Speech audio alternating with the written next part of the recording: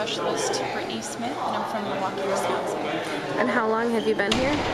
About 3.5 days. 3.5 days. So, what was the process you went through when you got here? The process that we're going through is called reception. Essentially, we have to get issued all of our uniforms, go through all our medical checks, receive all our inoculations and immunizations, make sure all our paperwork is straight, and basically just receive all the stuff that we're going to need when we go on to our actual units in basic training, which should be in the next couple days. So. Okay. Yep. And what was, I guess, maybe your first impression when you arrived?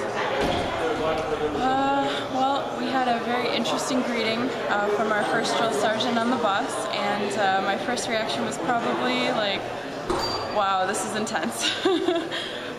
But, it was to be expected. I knew what I was getting into coming in, and, I think if you just understand that they're just there to help you and to whip you into shape and, help you to transition into becoming a soldier, it's not too bad, but yeah, it was definitely intense. What made you want to enlist? Just pride in my country. It's more about the service for me than any of the, benefits that you can receive from serving. My dad was in the Coast Guard, and he was always really proud of his service, and I wanted to continue that tradition, and, my family was extremely supportive and encouraging. Is there any advice you'd maybe give someone who's considering going into the military? I would say it's an excellent opportunity for anyone who's thinking about it. The doors that are open to you, once you make the decision to do that and you go through your training, are pretty much immeasurable.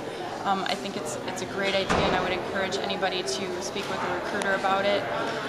And for me personally, I'm 28, so I would encourage the younger you start, the better, just because I worked full-time and went to school full-time to pay for my schooling, and now I'm joining afterwards, whereas if I had joined initially, the Army would have helped pay for my education.